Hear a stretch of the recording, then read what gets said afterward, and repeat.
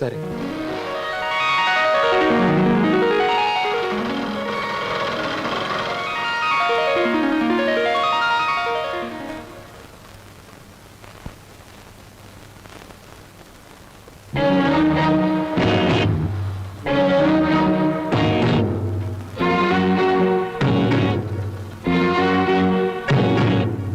బాబాయ్, ఈ రోజు నుంచి ఈ అమ్మాయి మన ఇంట్లోనే ఉంటుంది. మన ఇంట్లో ఎలా ఉంటుందిరా? అద్దెకి ఇవ్వడానికి ఇంట్లో వేరే పోర్షన్ లేదుగా. అద్దె కాదు బాబాయ్, మరి ఈ అమ్మాయి పేరు లలిత. నేను అడిగింది అమ్మాయి పేరు కాదు సీను. ఆ అమ్మాయిని ఇక్కడికి ఎందుకు తీసుకొచ్చావని. తీసుకురావాల్సిన అవసరం వచ్చింది కనుక. ఏమిట్రా అవసరం? లలిత నేను ప్రేమించుకున్నాం, పెళ్లి చేసుకోవాలనుకున్నాం. తప్పని పరిస్థితుల్లో ఈ అమ్మాయిని ఇక్కడ తీసుకురావాల్సి వచ్చింది బాబాయ్. అంటే అంతా నీ ఇష్టమేనా? నీ వెనక ఎవరు లేరనుకున్నావా? వాళ్ళ గురించి ఆలోచించాల్సిన బాధ్యత నీకు ఉందా లేదా? అసలు నీకు విషయం తెలుసా? అంకుల్, ఏమిటి నీ పద్ధతి? పూర్తిగా చెప్పనీయకుండా అడ్డుపడతావేంటి? చెప్పని. అది కాదమ్మా, దేవుడి గుడికి వెళ్ళాలన్నా నా పెర్మిషన్ లేకుండా వెళ్ళేవాడు కాదు, ప్రేమించట. అంకుల్, ప్రేమించడం అనేది మనసు చేసే పని, గుడికెళ్ళడం అనేది మనిషి చేసే పని. నీకు తెలీదమ్మా వీడు. అంకుల్, ఏమిటి వాళ్ళు ఎలా ప్రవర్తిస్తున్నావు? అతను ఏదో తప్పు చేసినట్లు మాట్లాడతావేంటి? ప్రేమించే మనసుంది కాబట్టి ప్రేమించాడు. తన మనిషిని తాను కాపాడుకోగలన్న ధైర్యం ఉంది కాబట్టి చేయి పట్టుకుని ఇంటికి తీసుకొచ్చాడు. అది కాదమ్మా. అంకుల్, ఇంత అందమైన అమ్మాయిని ప్రేమించినందుకు సంతోషించు, అంతేగాని ఊరికే కోపగించుకుంటావేంటి? యావండి, మా అంకుల్ చాలా మంచివాడు. ఇంత మంచి హీరో మనసు దోచుకున్నందుకు ఐ రియలీ కంగ్రాచులేట్ యూ.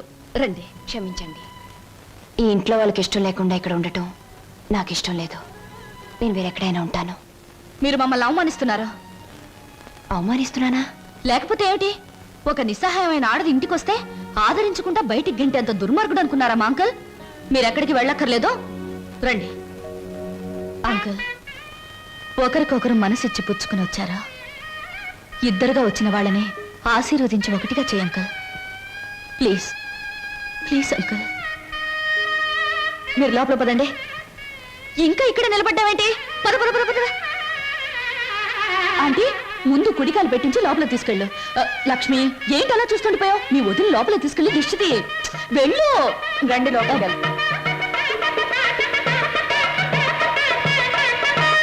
ఏమిటమ్మా, ఏమిటి నువ్వు చేసింది? ఇప్పటికైనా చేయి దాటిపోలేదు. వాడికి నిజం చెప్పే, లేకపోతే నేను చెప్తాను. వద్దంక, ముందుగానే స్టేషన్కి వెళ్ళుంటే అక్కడే నిజం చెప్పేదాన్నేమో. ఇప్పుడు బావ పక్కన అమ్మాయిని చూసి కూడా నిజం చెప్పడం వాళ్ళని విడతీయడానికేగా అంకుల్. అమ్మా. అంకుల్, కృష్ణాష్టమి రోజున మన ఇంట్లో మంచి జరుగుతుందని నువ్వే కదా నాతో చెప్పావు. నాకు మంచి జరుగుతుందని నువ్వనుకున్నావు, బావకు మంచి జరుగుతుందని నేను అనుకున్నాను. నేను మరోసారి ట్రైన్ మిస్ అయ్యాను, అంతే. బాధపడకు అంకుల్, రేపు కృష్ణాష్టమి రోజు అదిరిపోవాలి. వస్తాను.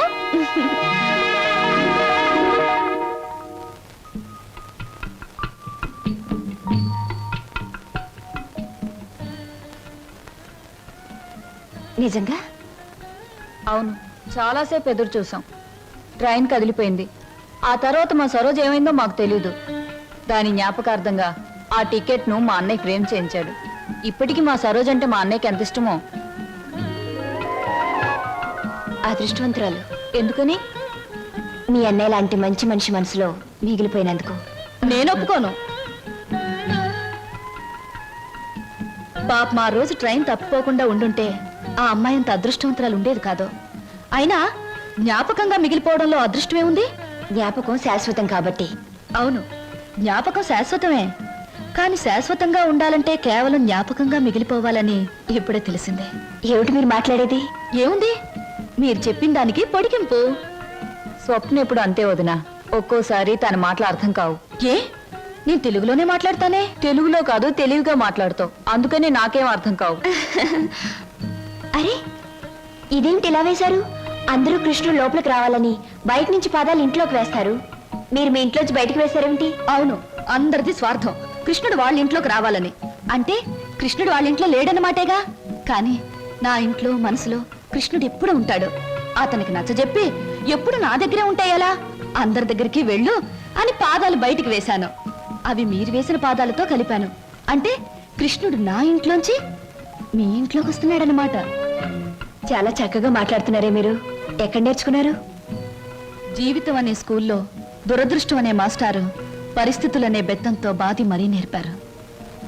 నాకు చాలా పరిస్థితులు వచ్చాయి కానీ మీలా నవ్వుతూ మాట్లాడే ధైర్యం రాలేదు. మీ మాస్టర్ పేరు అదృష్టం, మా మాస్టర్ పేరు చెప్పానుగా, దురదృష్టం.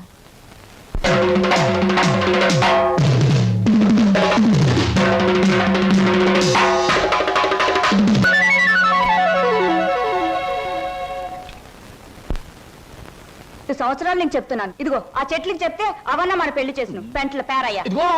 ఇదిగో ఈ రోజుతో మన పెళ్లి విషయం తేల్చకపోతే రేపటి నుంచి నీకు కనపడను కర్రీ కనకయ్య. అగో ఈ రోజే మీ అన్నయ్య కనబడితే మీ అన్నయ్య, మా నాన్న కనబడితే మా నాన్న, ఎవరు కనబడితే వాళ్ళకి ఈ విషయం చెప్పి నీ మెళ్ళలో 6 ముళ్ళు వేస్తాను. ఆరా నీకు 3 నాకు 3. అదా ఆటో, ఈ ఆటోలో వెళ్ళి ఇదే ఆటోలో వెళ్ళి మీ అన్నయ్య ఎక్కడున్నాడో వెతికి పట్టుకుని ఆయనతో మీ చెల్లిని ప్రేమించాను, నేను పెళ్లి చేసుకుంటాను, మీరు ఒప్పుకోకపోతే నేను ఒప్పుకోను అంటాను. అప్పుడు ఆయన ఏమంటారు? నీ ఇంటి అడ్రస్ ఎక్కడా అని అడుగుతారు. నిజమేనయ్యా, వాళ్ళిద్దరూ కలిసి తిరిగారు, ప్రేమించుకున్నారు. నేనేమీ కాదంటం లేదు. మీ చెల్లెల్ని ఇంటి కోడలుగా చేసుకోవడానికి కూడా నాకేమీ అభ్యంతరం లేదు. కాకపోతే ఇంటికో అంతస్తుంది, దానికో అభ్యంతరం ఉంది. అది ఒప్పుకోదు. మీ అంతస్తుని ఎగిరందుకోవాలన్న దురాశ నాకు లేదు సార్. కానీ పెళ్లి చేయటానికి ఒప్పుకోను మీ అంతస్తు మీ అబ్బాయితో కలిసి తిరిగిన నా చెల్లెల జీవితానికి ఏ సమాధానం చెప్తుంది సార్? Good, very good. ఈ ఒక్క మాట నిన్ను నా అంతస్తుతో సమానం చేసింది. You are correct. అంతేకాదు సార్, మానవత్వం మంచితనమే అంతస్తు అయితే నాకు చాలా గొప్ప అంతస్తు ఉంది సార్. తన యజమాని కోసం ప్రాణాలు అర్పించిన గొప్పవాడు నా తండ్రి. అవును సార్, భూమి తగాదాల్లో యజమాన్ని కాపాడడం కోసం మా నాన్న చనిపోకుండా ఉంటే నా చెల్లెలు పెళ్లి విషయం మాట్లాడడానికి మా నాన్నే వచ్చేవాడు. ఇంతకీ మీ దేవురు? రామాపురం సార్. మీ అమ్మ నాన్న పేరేమిటి? మా నాన్న పేరు రామయ్య, మా అమ్మ పేరు జానకమ్మ. నువ్వు రామయ్య కొడుకువా? అవునండి. మా నాన్న మీకు తెలుసా సార్? తెలుసు. ఆనాడు మీ నాన్న తన ప్రాణాలనిచ్చి రక్షించింది ఎవరినో కాదు, నన్నే. మీరు శ్రీధర్రావు గారా? అవును బాబు. అవును, మీ మావయ్య నువ్వేదో ఇంజనీరింగ్ చదువుతున్నావన్నాడు. ఈ ఆటో, ఈ డ్రెస్సు అంత అబద్ధం సార్. మీ దగ్గర నుంచి డబ్బు తీసుకొని మమ్మల్ని అమ్మబోయాడు. మేము భయపడి పట్నం పారిపోయి వచ్చేసాం. రాస్కెల్. మిమ్మల్ని చదివిస్తున్నా నా నాగే ఇప్పటికీ నా దగ్గర డబ్బు తీసుకెడుతూనే ఉన్నాడు. ఏమిటి, ఇంకా వస్తున్నాడా? All right. ఇటువంటి సంతోష సమయంలో వాడి పేరెందుకు తలుచుకోవటం? బాబు, ఆనాడు మీ నాన్న నా కోసం చిందించిన రక్తానికి బదులు ఎలా తీర్చుకోవాలా అని ఈనాడు నాకు అర్థం కాలేదు. ఇప్పుడు అర్థమైంది. ఆ రక్తానికి బదులు నీ రక్తపాశాన్ని మా ఇంటి కోడలుగా చేసుకుంటాను. Thank you sir, thank you very much. విన్నావా వదిన? మా మావయ్య చిన్నప్పుడు మమ్మల్ని నానా బాధలు పెట్టి మమ్మల్ని అమ్మటానికి చూసిందే కాకుండా వాళ్ళ దగ్గర మమ్మల్ని ఇంకా చదివిస్తున్నానని చెప్పి డబ్బులు గుంజుతున్నాడట. ఎంత దుర్మార్గుడో. మా బావని మీ మావయ్యని దుర్మార్గులంటే సరిపోదు లక్ష్మి. ఏదైనా కొత్త పేరు పెట్టి పిలవాలి. ఇప్పుడు గాని సరోజ ఉండి దానికి ఈ విషయం తెలుసుంటే ఎంత బాధపడుండేదో తెలుసా? మోజు పడ్డదాన్ని ఇంట్లో పెట్టుకున్నాడు, ఇష్టపడ్డదాన్ని ఇంట్లోనే ఇంకో పక్కన ఉంచుకున్నాడు. నారీ నారీ నడుమ మురారీలాగా వాడు చెరువు పక్కన వైప్ చేస్తుంటే నా గుండె రగిలిపోతుంది. May I come in sir? ఏమిట్రా ఇంగ్లీషులో మాట్లాడుతున్నా? ఇంకెవరు? ఏం సమాచారం? ఎగిరిపోయిన లకుపికి బిడ్డ వచ్చింది. కమీన్, లోపలికి రావచ్చా అని స్త్రీలు అడగకూడదు, డైరెక్ట్ గా వచ్చేయడమే. నా తలుపులు స్త్రీల కోసం ఎప్పుడూ తెరిచి ఉంటాయి. Thank you. నాకు చిన్న సహాయం కావాలి. సాయమా? నిశాచరా? ఏం సమస్య? వెళ్ళిపో. చెప్పండి. నాకు కొంచెం డబ్బు కావాలి. ఓ, కొంచెం ఏమిటి, ఎంతైనా ఇస్తాను. 1000, లక్షలు, కోట్లు. నాకు లక్షలు కోట్లు అక్కర్లేదు. ఓ 50,000 చాలు. 50? అవమానం, తీరని అవమానం. నాకు లక్షలు కోట్లు ఇవ్వడమే తప్ప 1000 ఇవ్వను. ఓ చిన్న రిక్వెస్ట్. నేను ఇక్కడ ఉద్యోగం మానేసి వెళ్ళిపోయాను. మీరు తిరిగి ఆ ఉద్యోగం నాకు ఇచ్చి ఈ 50,000 అప్పు తీర్చుకునే అవకాశం ఇస్తేనే నేను తీసుకుంటాను. ఇదిగో 50,000. దీనికంటే ఎక్కువ 10 రెట్లు ఇస్తాను. నీ ఇష్టం వచ్చిన పద్ధతిలో, నీ ఇష్టం వచ్చిన పద్ధతిలో తీర్చుకో. తీసుకో. ఈ డబ్బు నా పద్ధతిలోనే తీరుస్తాను. హాయ్, ఏమిటి నిరీక్షణ? ఎవరి కోసం? అమ్మయ్యా, వచ్చేసారా? టైంకి రారేమో అనుకున్నాను. పదండి పదండి. ఏమిటి కంగారు? ఎక్కడికి? పదండి పదండి. రాజ్ కమల్ టాకీస్ లో లవ్ స్టోరీ సినిమాకి టికెట్లు తెప్పించారు. అత్తగారు అందరూ వెళ్ళిపోయారు. మీరు రాగానే మీతో పాటు వచ్చేసేమన్నారు. ఇవిగో టికెట్లు. అలాగా? పద పద. ఇంట్లో ఎవ్వరూ లేరు. పైన వెన్నెల, పక్కన నువ్వు. పిచ్చిదానా, లవ్ స్టోరీ థియేటర్లోనే చూడక్కర్లేదు. మరి మే ఐ కమిన్ సార్? కమీన్. ఎవరమ్మా నువ్వు? నేను మీ దగ్గరికి వస్తాడే నాగయ్యని, అతని కూతుర్ని. నువ్వు నాగయ్య కూతురువా? చిన్నప్పుడే నువ్వు? అవునండి, అయిన వాళ్ళకి చిన్నప్పుడే దూరం అయ్యాను. తండ్రి బ్రతికున్నాడని తెలిసేసరికి నేను అతని కూతుర్నని చెప్పుకోవడానికి సిగ్గుపడే స్థితిలో ఉన్నాను. ఏమిటమ్మా అది? కొంచెం అర్థం అయ్యేలా చెప్పు. డబ్బా?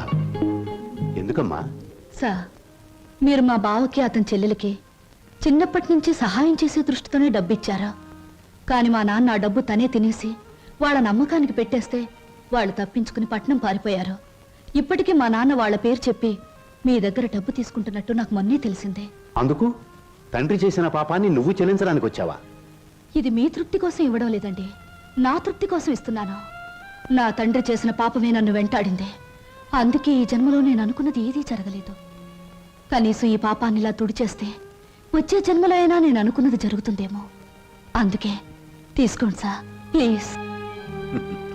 సరే, ఇది నేను మీ నాన్నకిచ్చిన డబ్బుగా తీసుకోవటం లేదు. నీ అభిమానాన్ని నిలుపుకోవడానికి నువ్విచ్చిన డబ్బుగా తీసుకుంటున్నాను. నీకు ఈ విషయం తెలుసా? మీ బావ అతని చెల్లెలు ఈ ఊర్లోనే ఉంటున్నారు. తెలుసా? తెలుసా? చెప్పానుగా, నా వాళ్ళందరూ నా చుట్టూనే ఉన్నారు.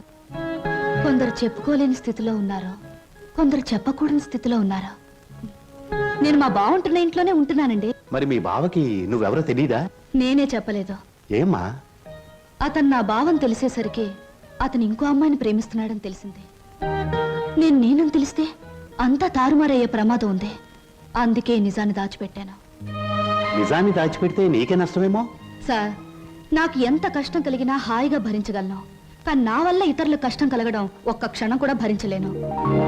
అంతా సక్రమంగా జరిగాక నిజాన్ని నేనే చెప్తాను. అంతవరకు ఈ స్వప్నగానే ఉండిపోనివ్వండి. వస్తాను సార్.